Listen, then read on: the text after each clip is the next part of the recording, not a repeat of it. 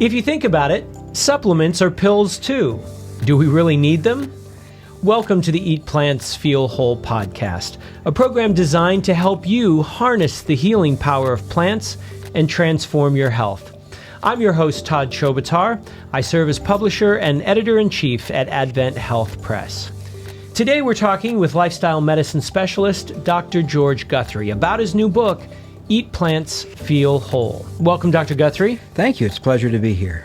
You know, supplements, I've been taking them for years, and I've always thought it's just like a little bit of extra insurance for the health. And I know that I'm not alone in that because the supplement industry in this country and many other countries, it's big business. Big business. A lot of people are looking for fixes from supplements. They are. That is exactly right. Tell us, supplements, good thing, bad thing? Well, as you've already pointed out, I like to point out to patients that supplements are pills too, which means they've been taken out of their kind of natural state and put in a pill form. And so maybe we should approach them with the same caution we do medications. And of course, the law does not require the same amount of labeling. So just because there's no label doesn't mean it's safe, right? True. Poison oak may be natural, but it sure makes a nasty rash, right? So not everything that's natural is healthy. There are mushrooms that will kill you, right? So I think we need to approach these things wisely. So as a general rule, most of what we need is present in plants. There are some things, if we look at whole foods, plant-based, we'll find those nutrients. Now, there are some kind of caveats to that. For example, some nutrients, selenium, for example, has to be in the soil or the plant can't pull it up. So where it's grown in the world makes a difference as to whether it has that in it or not. We often talk, for example, of Brazil nuts being high in selenium. Well, Brazil nuts grow where there's a lot of selenium in the soil, and so it can be incorporated. But as a general rule, one can find it, especially if all the nutrients we need, if we're eating from a variety of different places. We talk about kind of value-added food. We've talked about that in previous podcasts. There's this whole business of refining. And, you know, foods that are enriched and so forth. I remember we talked about that. Enriched flour. Well, you know, they remove the essential fats because they will go rancid and kind of ruin the flour. They take out a bunch of B vitamins because they're kind of associated. The fiber is gone. And so they add some of the B vitamins back, but the fiber is still gone. And the essential fats are still pretty much gone. And we call it enriched flour. Well, we've actually removed important things out of that grain. So refining tends to cause trouble. The more we refine it, the more we tend to damage it or remove nutrients. So I think that's an important thing to remember when we deal with, you know, healthy eating, especially in the whole arena of plants. So the question still remains, are supplements necessary? Right. And the main answer, or the truthful answer to that is, it depends. Okay. For example, we know that someone taking methotrexate, a medication that's used sometimes for autoimmune diseases to stop the immune system from fighting itself, will block the kind of B vitamins. And so we make sure that there's a folate supplement because that whole system is being blocked. We know we need more at that time. So if I'm on a certain kind of medication... Different medications can affect different nutrients different way. We're not going to try to cover all of that. Sure. I gave an example of one. The doctor really, if prescribes the medication, should also tell the person, you need to take extra of this. That would be considered appropriate medical treatment. So, yes, I think we need nutrients, supplements at times like that. Are there other times where we might need supplements? Well... let's say somebody has a big bleed and they need some extra iron. Well, there might be that would be a reasonable time to add some iron and maybe some other kind of support. So yes, I think there's a time and a place for supplements. What about as we age? Sometimes as we age, might there be a need for a certain kind of... Very good point. Years ago, I was doing a Master's of Public Health in Nutrition, and one of the required classes was one on geriatric nutrition. And I learned some interesting things, okay? There are some things that tend to be deficient as we get older. And we've talked about some of these, I think, in our past podcasts. But chromium and zinc end up tending to drop off as we get older. And we have, interestingly, no good way of measuring body stores of those two vitamins, or minerals, I guess we would call them here. Right. So that's something that needs to be watched out for. Magnesium is another one that tends to go low as we get older. Interesting. Iron is not. So, I learned this probably 30 years ago that this might happen, and I was a younger person then, but I knew that as I got older, I would probably need those things, and I had no way of measuring them because we just don't have a good way of measuring. So when I turned 50, I decided to start supplementing with both chromium and zinc, not knowing when old started. Do you know when old starts? I don't know when old starts.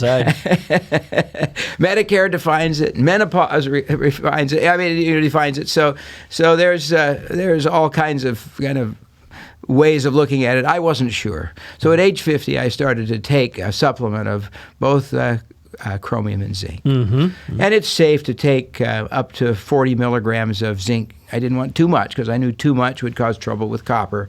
So, I started taking like 30, 40 milligrams a day, and some chromium, which is really safe as far as supplements are concerned. And some rather interesting things happened. I had spots on my fingernails, which in essence, over the next few months, disappeared, never came back. I read later that zinc deficiency can cause those things. I was having aphthous ulcers in my mouth on a pretty much monthly basis that would last for a week or two, and I was always uncomfortable. With the replacement of the zinc, those have pretty much disappeared. So, I noticed it a couple, 3 years later. I said, hey, those things are gone. I wonder where they went. And what do you know? There's kind of a connection with zinc. Being aware of that, I found some rather interesting things in patients. I have one patient, for example, who was losing her hair. We did a workup looking for male pattern baldness, a bunch of stuff, even did biopsies. Couldn't really find an answer. And then I was giving a lecture, actually, on zinc and some other things, and reminded myself that zinc deficiency causes hair loss. And I said, why don't you try a supplement? I can't measure it accurately in the tissues. And 3 months later, she came back and said, my hairdresser can't believe it. My hair's growing back. And sure enough, she had kind of some extra hair growing all around. So it's important for good health and for good aging to kind of keep these in place. My mother-in-law, for example, lost her sense of taste at about 75 years of age. Oh. And I remember that zinc deficiency could do that. Put her on zinc, in another month and a half, the taste came back. She's now 102 and assures me that her taste is still present. So I think we got the right answer on that one. So there may be a time, as we get older, to take a moderate amount of things like chromium and zinc, maybe a little magnesium. Actually, magnesium is high in plants. So if you're eating a lot of plants, it's probably not as important. But the chromium and zinc we tend to get low in. We've got no way of measuring it. Safe at the levels we've talked about. So I think that's a very reasonable thing for someone to take as they get older. Now, what about folks that may have differences in the dietary choices that they're making? So someone who tends to be, say, a consumer more of animal products, and someone that would be more vegetarian or vegan. Is there any difference in what? Good point. There's this thought, I think, in the kind of the culture, at least as I talk to people who don't know so much about nutrition, they'll say, oh, you can't get all your vitamins and minerals. You'll have to get it from animal products. That's really the best place to get it. And the evidence is actually not true. Animal eaters, the average American who eats a lot of animal products, ends up being deficient in things like potassium, magnesium, fiber. I mean, these are extremely important parts of the diet that are left out. What is it like? 98% of Americans, according to the data, don't get the recommended daily amount of potassium. Where does potassium come from? Fruits, vegetables, grains, legumes. So with legumes, having the most. Magnesium, about 50% of Americans, we're told, are deficient. Deficient in that. Over age 65, it's closer to 80% are not getting the recommended daily allowance. So people who focus on animal products often come up deficient in important minerals, vitamins, and those types of things. Now, you also asked about vegetarians. Right.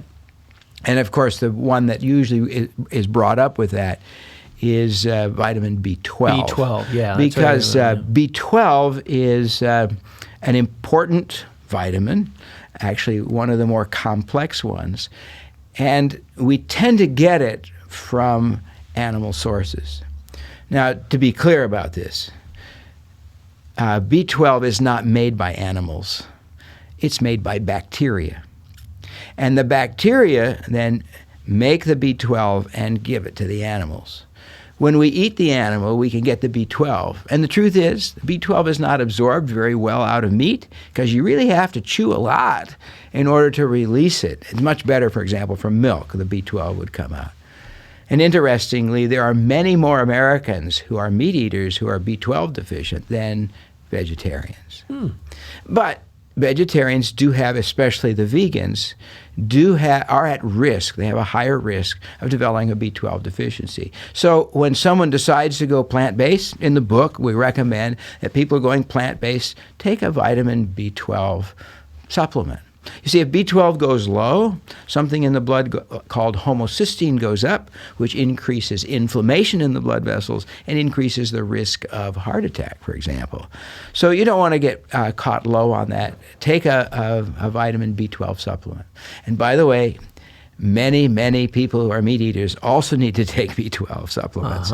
So it's a significant problem. Estimates of 15% of the free living population over 65 in Western countries are deficient, don't have enough. So it's worthwhile kind of taking some as we get older. I usually recommend B12 for most anybody who is on that older side, just to make sure they don't get deficient.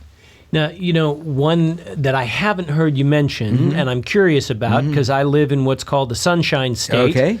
And that is vitamin D. Okay. Let's talk about vitamin D. Tell me about vitamin D. The first thing to recognize about vitamin D is that it's not a vitamin. It's called a vitamin because of the way it was discovered. Okay? We had this disease called rickets, and it looked like, just as vitamin C fixed scurvy, vitamin D fixed rickets. Well, it ends up that vitamin D is a hormone made by the skin that goes through the body and acts like a hormone. It's sending messages kind of all over the place, modifying the immune system function, helping to make bones strong. It works with the parathyroid hormone as part of that kind of balancing. So, vitamin D is something that we need. And I keep wanting to change that to hormone D, but just so we can kind of understand that. Sure. And you and I live in the Sunshine State, but we work in sunlight-less offices.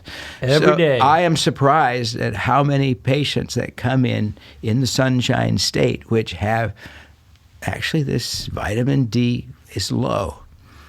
So it's something that is reasonable to have the level checked and then replace. There are no recommendations now for routine testing, except for people who have at high risk. And of course, high risk includes things like dark skin, getting older. I mean, all of these things, there's a lot of us at risk for vitamin D. I checked my own level. The ideal, or the kind of normal level, depending on who you talk to now, but at least this is what my lab is saying now, is over 30 nanograms per deciliter or per cc. And less than 20 is called deficient, and between 20 and 30 is insufficient. I checked my level. It was 12. So it was really low. Yeah. So I started taking a supplement, which I continue to do because I'm indoors all the time. So with that, I hear you saying that there are a number of circumstances in which it could be beneficial to supplement, but that we get the best from whole foods. There is a danger here, and you devote a chapter in the book to a concept called reductionism. Yes. I don't know if you can tell us a little bit about that when in the context of supplements. Well, I've already referred to it a little bit, right? I said we call it vitamin D because of the way it was discovered, right? And as we discovered vitamins, we found individual things that were acting and they were solving individual problems. As we know more about the physiology, the pathophysiology, the interactions, we know that this is not a simple interaction. We've got interactions between nutrients, macronutrients, and the micronutrients. It's just extremely complex. To try to understand all the steps and all the connections within the body is beyond our human minds to really comprehend. And so I would argue that there's danger in this concept of reductionism, that is focusing on the individual. We see it all the time, right? You see the advertisement, are you lacking energy? What you need is, this particular fruit juice or this particular supplement is going to solve this problem. There's a tendency to market quick fixes, but even plants, right? One of my favorite fruits from when I was growing up was mangosteen. I mean, I did some growing up in the Far East, and just a wonderful fruit. And it's a great fruit. God made it. We should eat the whole thing. But somebody figured out, here's something that's foreign to the United States. We can't really grow it here. So they figured out you put it in a bottle and you take a couple of scientific studies that say it's beneficial for a couple of things, and you turn it into a marketing campaign and you can make a bunch of money with it. So we see this happening all the time, and it's kind of this reductionism business. A better way of looking at things is to say, what's the whole diet? Now, several months ago, I gave a talk to a group of physicians, and to help them understand the concept, I threw up an automobile spec sheet. Okay, what's the gear ratio? What's the distance between the tires? What's the weight of the vehicle? How many pistons? All the details. And you look at it and you say, yeah, that's a lot of details, but I can't really get excited about it. Then I threw up a picture of the sports car. And when you sit in the sports car and you drive the sports car, that has meaning. Yeah. You can feel it on the corners. You feel the wind in your hair. The joy of it is there. The happiness of it is there. Yes, there are gearheads who love the details, okay? But the truth is, what's more important is how does that car drive and feel on the road to me while I'm driving it? We really need to be changing our view of nutrition towards driving the whole car. That is, looking at dietary patterns rather than just the individual nutrients, because the individual nutrients are too complicated for us to really comprehend. You look at one, you're out of balance with another. You take too much of this one and it throws that one off. For example, vitamin C, if you get too much, it turns from an antioxidant into an oxidant. So you can actually cause problems with it. It starts to act like a drug. So better to eat whole foods, and then reasonably take supplements where it may be necessary. Again, as we get older, the zinc, the chromium makes sense, vitamin B12, in small and reasonable amounts, not in hyped, we're going to cure the world or all your ills levels, okay? That is good to know.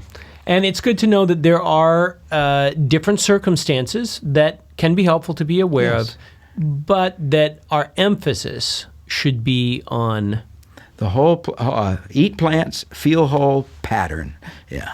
Very good. Very good. Dr. Guthrie, among the many resources that you have in the book, two that I wanted to mention, I love the fact that in the book, for those of us that are looking to try to increase in certain of these areas, you give some whole food alternatives. So how there are, higher levels of different nutrients in different kinds of plants. That's correct. And so you actually have lists of these in the book so that you can, rather than thinking, well, I need to go out and buy more supplements, if I'd like to increase my levels in this, I can just check out and increase these certain food items and get those more naturally. So I like that a lot. Well, and it illustrates that you don't have to take it as a supplement. It is in the plants. And if you're concerned about that particular nutrient, you can kind of head in that direction, as we pointed out, to get those nutrients. Mm-hmm.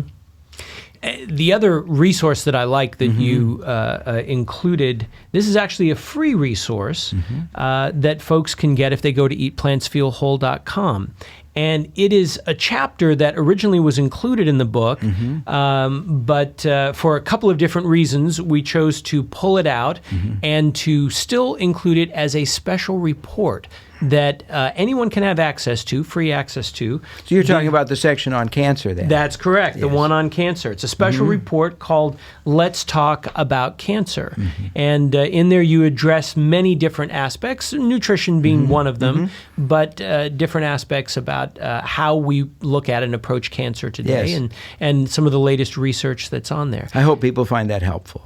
And it's available as a free download from eatplantsfeelwhole.com. So thank you for including that along with these other nutrient sources that folks can look to in plants that's included in the book. Good. I hope they enjoy it. Dr. Guthrie, thank you so much for spending time with us today. Really appreciate it. Thank you. You've been listening to the Eat Plants Feel Whole podcast, a limited edition 15-part series that's designed to help you harness the healing power of plants and to transform your health. I've been your host, Todd Chobotar. If you would like to find links to some of the resources that were mentioned today, you can find them in our show notes, or you can go to eatplantsfeelwhole.com if you'd like to find out more about Dr. Guthrie and his work. If you'd like to discover some additional resources that can help you to feel whole in mind, body, and spirit, be sure to visit us at AdventHealthPress.com. And while you're there, sign up for our free newsletter that includes healthy living tips, some leadership wisdom, as well as information on many free giveaways. Thank you for joining us today.